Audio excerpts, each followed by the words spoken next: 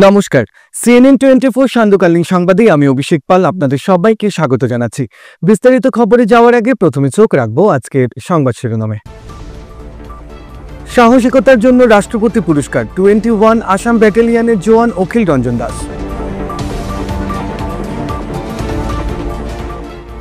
ফের বিতর্কে এলো বরখলায় 87 নম্বর মডেল অঙ্গনারী সেন্টার।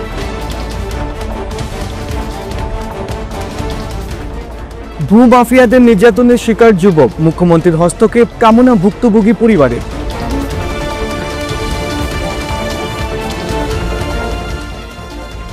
বরাক উপত্যকায় উন্নয়নের গতি বাড়াতে তৎপর রাজ্য সরকার। শিলচরে পরিকাঠামো প্রকল্পে জোরদার পর্যালোচনা সভা সচিব আদিল খানের।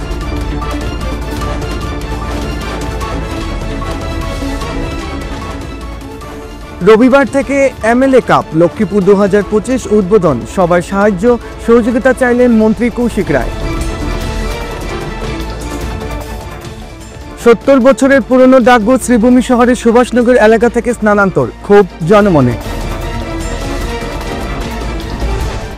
এবারে বিস্তারিত খবর। সনবিলের ইতিহাসে এই প্রথম সাহসিকতার জন্য রাষ্ট্রপতি পুরস্কারে ভূষিত হচ্ছেন সনবিল প্রত্যন্ত অঞ্চলের সাহসী যুবক অখিল রঞ্জন দাস। সনবিলের ইতিহাসে এই প্রথম সাহসিকতার জন্য রাষ্ট্রপতি পুরস্কারে ভূষিত হচ্ছেন সনবিল প্রত্যন্ত অঞ্চলের সাহসী যুবক অখিল রঞ্জন দাস। আসাম ব্যাটালিয়নে কর্মরত ওই জওয়ান রাষ্ট্রপতি পুরস্কারে সম্মানিত হওয়ার খবর ছড়িয়ে পড়তেই সনবিল এলাকা জুড়ে বইছে খুশির জোয়ার।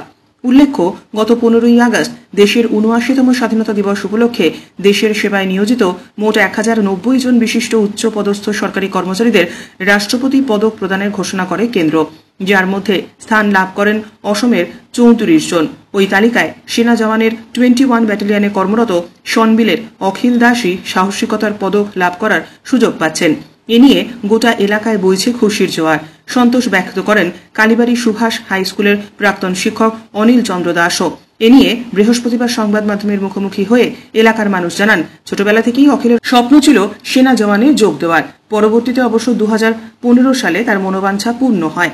আর দেশের সেবায় নিজের অবস্থান স্পষ্ট করে রাষ্ট্রপতি পুরস্কারের সম্মান লাভ করে সনবিলের স্বনাম কুড়িয়েছেন কল্যাণপুর গ্রামের যতীন্দ্র চন্দ্র দাস এবং পদ্মারানী দাসের সুপুত্র অখিল। এ নিয়ে সংবাদ মাধ্যমের সাথে কথা বলতে গিয়ে অখিল জানান, তার সাফল্যের পিছনে বাবা মায়ের পাশাপাশি তার মামা সজল কান্তি দাস এবং কাজল দাসের কৃতিত্ব অপরিসীম। কেননা ছেলেবেলায় মায়ের মৃত্যুর পর মামা মামিরাই তাকে কোলে পিঠে করে মানুষ করেছেন। আমি সুভাষ হাই স্কুলের প্রাক্তন হেডমাস্টার, কালীবাড়ি বাজার। তো আমরা শুনলাম যে অখিল রঞ্জন দাস, বাবার নাম যতীন্দ্রচন্দ্র দাস, 21 ব্যাটালিয়নে ইন্ডিয়ার ও কনস্টেবল। ওর অত্যন্ত সাহসিকতার জন্য ওকে নির্বাচিত করা হয় রাষ্ট্রপতি পুরস্কারের জন্য। খবরটা শোনার সাথে সাথে আমরা খুব আনন্দ করি এবং এ ধরনের যে দামাল ছেলে আমাদের অঞ্চলে আছে আমরা জানতাম না। যাই হোক, এইটা তার প্রাপ্য ছিল, পেয়েছে। তো এতে আমরা সনবিলের অঞ্চলবাসী খুব খুশি। ফের বিতর্কে এলো 87 নম্বর মডেল অঙ্গনারী সেন্টার। সরকার শিশুদের প্রাথমিক বিকাশ, স্বাস্থ্য ও শিক্ষার জন্য কোটি কোটি অর্থ ব্যয় করছে, অথচ বাস্তবে ঠিক উল্টো এমনটি দেখা গেল বড়খলা ICDS কার্যালয়ের অধীন কাতলাছড়ার 87 নম্বর মডেল অঙ্গনওয়াড়ি সেন্টারে স্থানীয় লক্ষিন্দর মাহালি, লক্ষিন্দর কর্মকার তারা ক্ষোভ প্রকাশ করেন। সেন্টারটি নির্মাণ হওয়ার 5-6 মাসের মাথায় দরজার উপরে চৌকাঠের অংশে ফাটল ছাড়াও ঘর থেকে বারান্দা কয়েক ইঞ্চি উঁচু, যার ফলে বৃষ্টির জল সেন্টারের ভেতরে সহজেই ঢুকে যাচ্ছে। এছাড়াও বরাদপ্রাপ্ত ঠিকাদারের গাফিলতিতে সেন্টারের ভেতরে থাকা চেয়ার, টেবিল ইত্যাদি বহুমূল্যবান জিনিসগুলি অতি সহজেই নষ্ট হয়ে যাচ্ছে। ফাটি গেছে যেটা চৌকাঠটা, আর এই যে দেখেন এইগুলা ফাটা ধরে নিয়েছে। আর ঘরের ভিটা যেটা আছে এটা হয়ে গেছে নিচা, আর বাড়িটা হয়ে গেছে উঁচা। যখন বৃষ্টি পড়ে খুব এটা বাড়িটার মধ্যে, তখন সব জল ভিতরে যায়। আমরা নিজেও দেখছি, বড় মোচামুচি করা সার। কাতলাছড়া 87 নম্বর অঙ্গনওয়াড়ি সেন্টারের সহায়িকা মুটুর নায়েক প্রায়ই অনুপস্থিত থাকেন। মাঝে মাঝে ওয়ার্কার রাবিয়া বেগম মজুমদার উপস্থিত থাকেন। বাচ্চারা ধরতো আইতো কি লাগতো, গেট তো থাকে, বাচ্চারা আইবো স্কুলে। সেন্টার খোলা থাকে না? না, টাইম মতো খোলা থাকেই না, কোনোদিন 10টার সময় খুলে, কোনোদিন টাইমে থাকে না, তো বাচ্চা কাচ্চা যাইব কইতে। এটা তো টাইম মতো খোলা থাকলে তো বাচ্চা কাচ্চা এমনিই যায়, অন্য গার্জেনে আনিয়ে বাচ্চা তারা স্কুলে দিলে এখানে তো বাচ্চাও বয়ার থাকে, কোন দিকে যাই গিয়া স্কুলে দেখিয়ে না বাচ্চা কাচ্চা। স্কুল আও টিফিন না কিতা কই তা আমি জানি না, হেটার লাগে আমার ফোন করিয়া কইলো তো আমি আইলাম, আমি মোবাইল বলে নাম্বার মিসলাই কিতা কইছ না বন্ধ হইছে, বন্ধ আসলো লাগলো না, আমরা নবুয়াতে বাচ্চা লইয়া। অভিভাবকদের এরকম অভিযোগের বিষয় নিয়ে বড়খোলায় থাকা আইসিডিএস কার্যালয়ে গিয়ে সিডিপিও অমৃত কুমার নাথকে জিজ্ঞাসা করলে তিনি সংবাদ মাধ্যমকে বলেন, সরকারি নির্দেশক্রমে আগস্ট থেকে ডিসেম্বর পর্যন্ত সেন্টার খোলার সময় সকাল 7:30 থেকে 11:30। মাসের প্রত্যেক 19 তারিখ ছাড়াও সপ্তাহে বুধবার এবং শনিবার বিশেষ একটি ক্যাম্পেইন থাকায় ওয়ার্কার সেন্টারে উপস্থিত থাকেন না, তবে সহায়িকা প্রত্যেকটি সেন্টারেই উপস্থিত থাকতেই হয় তাদের। তবে যদি কোনো বিশেষ কারণে সহায়িকা বা ওয়ার্কার কোথাও যেতে হয় তাহলে অঙ্গনওয়াড়ি সুপারভাইজারকে লিখিতভাৱে জানিয়ে যেতে হয়। একৰ্ডিং টু আমাৰ যে ডাইৰেক্টৰেটৰ পৰা নটিফিকেশ্যন আহিছে, আমাৰ ছেপ্টেম্বৰ মাহৰ আৰু আগষ্টৰ পৰা ডিচেম্বৰলৈকে 7:30 পৰা মৰ্ণিং 11:30লৈকে আমাৰ চেণ্টাৰ অপেনিং থাকিব লাগে। সেইটো সময়তে আমাৰ পঢ়া শুনাৰ পৰা খোৱা বোৱাৰ পৰা সকলো কাম শেষ কৰি পেলাই 11:30ত যাবগৈ লাগিব। তাৰ ভিতৰত আমাৰ কি আৰু কেইটামান আমাৰ এক্সট্ৰা কাম থাকে গোটেই মাহটোত। আমাৰ যিটো 19 তাৰিখ, প্ৰত্যেক মাহৰ 19 তাৰিখে আমাৰ ECCD অবজাৰ্ভ কৰা হয়, আৰু প্ৰত্যেক সপ্তাহৰ বুধবাৰ আৰু শনিবাৰে আমাৰ এইটো কি কয় ভিলেজ হেল্থ নিউট্ৰিশ্যন ডে এটা পালন কৰা হয়। তাত তেওঁলোকৰ ইমিউনাইজেশ্যন, ব্ৰেষ্ট ফিডিং, প্ৰেগনেণ্ট উইমেনৰ হেল্থ চেকআপ এই সকলোবোৰ কৰা হয়। তাত অকল অংগনবাদী ৱৰ্কাৰ নহয়, আমাৰ হেল্থ ডিপাৰ্টমেণ্টৰ ANM আৰু আশা, তো 3A বুলি কয়, তিনিটা মিলি পেলাই কাম কৰে। আৰু আমাৰ যি সপ্তাহত তেওঁলোকৰ চেণ্টাৰ খোলা, VSND village health nutrition day, তাৰ লগতে তেওঁলোকৰ হোম ভিজিট থাকে। তেওঁলোকে হোম ভিজিট গৈ পেলাই আমাৰ যিসকল চাইল্ডে খানা ভালকৈ পাইছে নাই, চেম বা মেম আছে নেকি, এই সকলোবোৰ অবজাৰ্ভ কৰিব লাগে। এইকেইটাই আমাৰ মেইন মানে এটা মাহৰ চলাৰ গাইডলাইনৰ মতে মানে যিমান ইনফৰমেশ্যন আছে। রাজ্যের মুখ্যমন্ত্রী ডক্টর হিমন্ত বিশ্ব শর্মা ভূমাফিয়াদের বিরুদ্ধে কঠোর পদক্ষেপ গ্রহণ করেছেন। এদিকে ধলাই সপ্তগ্রামে ভূমাফিয়াদের শিকার হলেন এক যুবক। এমনই এক চাঞ্চল্যকর ঘটনা সামনে এসেছে। এ নিয়ে সপ্তগ্রাম জিপির লোকনাথপুরের বাসিন্দা অসহায় যুবক সাহিদুল ইসলাম লস্কর জানান, দীর্ঘ 10 বছর পূর্বে কিছু জমি ক্রয় করেছিলেন তিনি। জমি ক্রয়ের কয়েক বছর পর থেকে মালিকপক্ষ নানাভাবে তাকে নির্যাতন করে আসছিল। এ নিয়ে তিনি বারবার প্রশাসনের দ্বারস্থ হলেও কোনো সুরাহা হয়নি। সোনাই সার্কেল অফিসের সহযোগিতায় যখন জমির সঠিক মাপঝোঁক করতে চান, তখন মালিক পক্ষ নানাভাবে হুমকি দিলে জমির মাপঝোঁক করা হয়নি। তিনি আরো বলেন, দীর্ঘদিন থেকে তিনি জমিতে কৃষিকাজ করে আসছেন, কিন্তু এবার মালিক পক্ষ তাকে কৃষিকাজে বাধা দেয়। আমি বিগত 10 বছর আগে এই জমিটা কিনেছি। এই জমিতে আমার ঘর বাড়ি অথবা এই জমিতে আমি বুক করে খাইতেছি। কয়েকদিন আগে তারা আমার পিছনে মানুষ লাগাইয়া দিছে। একজনে আমার কিছু জায়গা ঘেরাও করে রাখছে, একজনে আমার জায়গাত মাটি খাটিয়া নিতেছে। আমি নিষেধ করলে আমারে মারার ধরার ইয়ে করে, আমারে মারধর করবো এরকম করে উল্টা আমার লগে মানে অত্যাচার করে, অন্যায় অত্যাচার খুব বেশি করে। যদি কৃষি কাজ করা হয় তাহলে তাকে সপরিবারে প্রাণে মেরে ফেলা হবে বলে হুমকি দেওয়া হয়েছে। তিনি ন্যায় বিচারের জন্য রাজ্যের মুখ্যমন্ত্রী ডক্টর হিমন্ত বিশ্ব শর্মার হস্তক্ষেপ কামনা করেছেন। আমি আইনের আশ্রয় নিয়ে পুলিশের প্রশাসনের কাছে গেছি, গিয়ে FIR দিছি।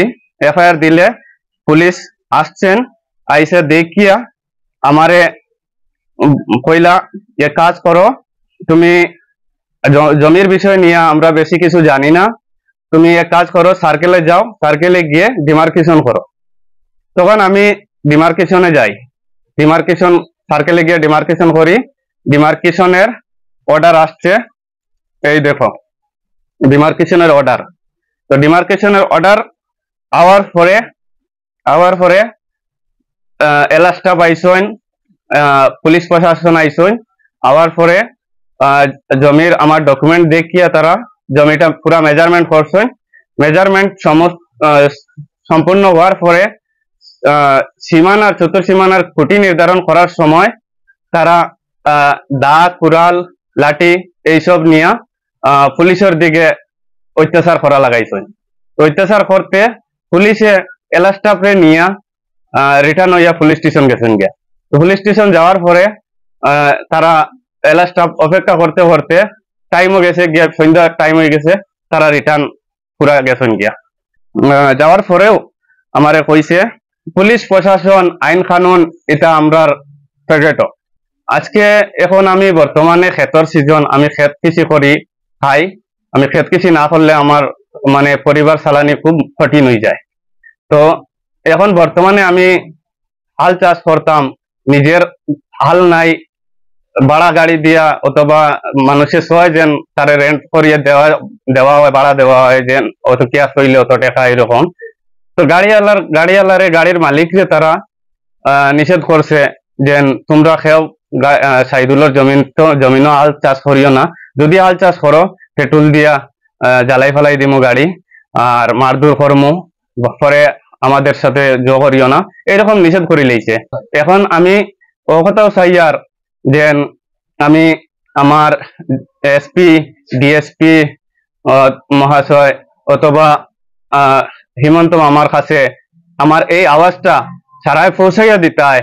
আর আমার ডয় ডকুমেন্ট সবকিছু আছে, এই ডয় ডকুমেন্টে আমি যদি মালিক হই না তাইলে আমার কোনো অসুবিধা নাই, আমার বিদায় দিলেই আমি বাড়িয়ে যাই মুগিয়া এই জায়গার থেকে। তারা জমির মূল্য বৃদ্ধি হয়েছে বলিয়া তারা টাকা দিতাম, 10 লাখ দিতাম, 15 লাখ দিতাম, 5 লাখ দিতাম, এরকম দাবি করে। বরাক উপত্যকায় পরিকাঠামো উন্নয়নের ক্ষেত্রে গতি আনতে রাজ্য সরকারের তরফে জোরদার উদ্যোগ গ্রহণ করা হয়েছে। বৃহস্পতিবার জেলা প্রশাসনের নবনির্মিত সম্মেলন কক্ষে অনুষ্ঠিত এক উচ্চ পর্যায়ের আলোচনা সভায় আসাম সরকারের সচিব সেচ আবকারি বরাক ভ্যালি উন্নয়ন এবং Assam resilient rural bridge programme Adil Khan একাধিক গুরুত্বপূর্ণ প্রকল্পের অগ্রগতি খতিয়ে দেখেন এবং নির্ধারিত সময়ের মধ্যে কাজ শেষ করার নির্দেশ দেন। সভায় উপস্থিত ছিলেন কাছাড়ের জেলাশাসক মৃদুল যাদব, শ্রীভূমির জেলাশাসক প্রদীপ কুমার ত্রিবেদী, হাইলাকান্দির জেলাশাসক অভিষেক জৈন সহ অন্যান্য জেলার গুরুত্বপূর্ণ আধিকারিকেরা এবং শীর্ষ কর্তারা। আলোচনায় বিশেষ গুরুত্ব পায় শিলচরের মিনি সেক্রেটারিয়েট নির্মাণ, কাছাড় জেলা স্টেডিয়ামের উন্নয়ন, শিলচরের সিঙ্কিং জোনে প্রস্তাবিত এলিভেটেড করিডোর, হাইলাকান্দিতে নতুন ডিটিও অফিস, আসাম মালা 1.0 এবং 2.0 প্রকল্পের অগ্রগতি, ডলু চা বাগান থেকে উচ্ছেদ হওয়া পরিবারগুলির পুনর্বাসন এবং শিলচরে 500 বেডের আধুনিক সুপার স্পেশালিটি হাসপাতাল নির্মাণ ইত্যাদি বিষয়। আর মাত্র একদিন, রবিবার লক্ষ্মীপুর লাবক মাঠে সময় দুপুর 2টায় প্রজ্ঞা যোজনার অধীনে এমএলএ কাপ লক্ষ্মীপুর 2025 উদ্বোধন হবে। এবছর 388 টিমের 5697 জন এমএলএ কাপ অংশগ্রহণ করবে। রাজ্যের মন্ত্রী কৌশিক রায় এই এমএলএ কাপ লক্ষ্মীপুর 2022 সালে সূচনা করেন। শুরুতে 228টি টিম প্রতিযোগিতায় অংশগ্রহণ করেছিল। এই এমএলএ কাপ সবার সাহায্য, সহযোগিতা ও উপস্থিতি কামনা করছেন মন্ত্রী কৌশিক রায়। কেমনটা যেন উলটপালট, প্রায় 70 বছরের পুরনো ডাকঘর শ্রীভূমি শহরের সুভাষনগর এলাকা থেকে স্থানান্তর। 15 এবং 16 আগস্ট দুদিন বন্ধ থাকার পর 17 আগস্ট বহু গ্রাহক সহ এজেন্টেরা এসে দেখেন সুভাষনগর এলাকায় ডাকঘর বন্ধ হয়ে গিয়েছে। হয়তোবা বাজার এলাকায় ডাকঘরের সঙ্গে অন্তর্ভুক্ত হওয়ার কথাও শোনা যাচ্ছে। এদিকে ওই এলাকা থেকে অন্যত্র স্থানান্তর করা যেন মানতেই পারছেন না বহু গ্রাহক সহ এজেন্টেরাও। শনিবার সুভাষনগর এলাকায় স্থায়ী ডাকঘরের সামনে প্রতিবাদে মুখর হয়ে ওঠেন তারা। তাদের সাফ কথা, কোনো এলাকা থেকে সরকারি প্রতিষ্ঠান স্থানান্তর হওয়ার আগে গ্রাহকদের আগাম জ্ঞাত করা প্রয়োজন, কিন্তু সেখানে ডাকঘর কর্তৃপক্ষ গ্রাহকদের কোনো আমলই দিলেন না। সুভাষনগর এলাকা থেকে অন্যত্র স্থানান্তর করার জন্য বেশিরভাগ গ্রাহক সহ এজেন্টরা অথই জলে পড়লেন। যেহেতু সুভাষনগর এলাকায় স্থায়ী ডাকঘর রয়েছে, তাই গ্রাহকদের সুবিধার্থে নতুন কলেবরে ডাকঘর হোক, কিন্তু সেখান থেকে স্থানান্তর যাতে না হয় সে বিষয়ে তারা দৃষ্টিপাত করতে বলেন। পোস্টাল ডিপার্টমেন্ট, ভারত সরকার যেভাবে একটা আমূল পরিবর্তন আনছে সেটা সাধারণ জনসাধারণের জন্য অত্যন্ত ভালো ব্যাপার। আমরা সাধারণ জনসাধারণ এটাকে অত্যন্ত আগ্রহের সাথে গ্রহণ করছি, কিন্তু তৎসঙ্গে পোস্ট বিভাগের এটাও মনে রাখা উচিত যে প্রত্যন্ত অঞ্চলের যে পোস্ট অফিসগুলো আছে বা যেগুলো স্থানান্তর করার পক্ষে অন্ততপক্ষে ওই এলাকাবাসীর যে অভিযোগ বা অভাব এগুলো জেনে নেওয়াটা জরুরি। হেড পোস্ট অফিসের এখন যে অবস্থা, আমাদের ভরসা একমাত্র এই ছোটোখাটো যেগুলো আমাদের শহরের ব্রাঞ্চ পোস্ট অফিস আছে ওগুলোই আমাদের ভরসা। কেননা হেড পোস্ট অফিসে গিয়ে দস্তুর মতো নাকানি চোবানি খেতে হয় সাধারণ জনসাধারণের। এই 70 বছর পুরানো এই পোস্ট অফিস, যেটা কিনা পোস্ট অফিসের নিজের জায়গায় অবস্থিত, এটাকে নতুন আঙ্গিকে নতুন রূপ দেওয়া যায় যখন, কিন্তু ওটাকে না করে এটাকে স্থানান্তরিত করা হচ্ছে, যেটা অত্যন্ত দুর্ভাগ্যজনক একটা পদক্ষেপ। আমি জেলা প্রশাসন তথা পোস্ট বিভাগের দৃষ্টি আকর্ষণ করব সংবাদ মাধ্যম বন্ধুদের মাধ্যমে, যে যাতে এই 70 বছর পুরানো এই পোস্ট অফিসকে স্থানান্তরিত না করে এটাকে পুনরুজ্জীবিত করে নতুনভাবে নতুন আঙ্গিকে রূপ দেওয়া হোক। আরও যা নতুন পোস্ট অফিসের যেসব সুবিধা এখন আমরা পাচ্ছি, ওই সুবিধাগুলোকে বেশিভাবে এই পোস্ট অফিসকে দিয়ে এটাকে আরও নতুন আঙ্গিকে নতুনভাবে গঠন করা হোক। কেননা এই পোস্ট অফিসে প্রায় 10,000-এরও বেশি সেভিং অ্যাকাউন্ট আছে। এই 10,000 মানুষ কোথায় যাবে? এরা তো একদম মানে অর্থই জ্বলে পড়ে যাবে। যারা আজকালকে এইসব বেশি সেভিংস অ্যাকাউন্টে পোস্ট অফিস মহিলাদের, এবং মহিলাদের স্বার্থের কথা ভারতের প্রধানমন্ত্রী নরেন্দ্র মোদীজি সর্বদাই বলে থাকেন। তো আমি বলবো মহিলাদের স্বার্থে এই সেভিং অ্যাকাউন্টের একটা বৃহৎ অংশ মহিলাদের, এবং এই মহিলাদের এই বড় পোস্ট অফিসে গিয়ে যে নাকানি চুবানি বা যে ধরনের সমস্যার সম্মুখীন হতে হবে তার কথা বিবেচনা করে এই পোস্ট অফিসকে এই জায়গায় রাখা এই এলাকাবাসী এবং শহরের জনসাধারণের একটা দাবি। আমি সংবাদ মাধ্যম বন্ধুদের মাধ্যমে জেলা প্রশাসন তথা পোস্ট বিভাগের ঊর্ধ্বতন কর্তৃপক্ষের কাছে এটাই অনুরোধ রাখবো, আপনারা এই পোস্ট অফিসকে নতুন আঙ্গিকে সাজান, নতুন রূপ দিন। তৎসঙ্গে এই এলাকার জনসাধারণের যে একটা আবেগ ভাব এবং স্বাধীনোত্তর ভারতবর্ষের যে 70 বছর পুরানো এই পোস্ট অফিসকে স্থানান্তরিত করার বিরুদ্ধে এই এলাকার মানুষ, যদি এটাকে স্থানান্তরিত রোখা না হয় ভবিষ্যতে বৃহত্তর গণ আন্দোলন গড়ে তোলা হবে, এবং কখনোই এই পোস্ট অফিসকে আমরা এখান থেকে চলে যেতে দেবো না। আমাদের মানে এই পোস্ট অফিসের সাথে অনেক স্মৃতি বিজড়িত আছে এবং অনেক জনসাধারণের অনেক কিছুই এই পোস্ট অফিসের সাথে জড়িত আছে। আজকের সংবাদ এখানে শেষ করছি। নমস্কার।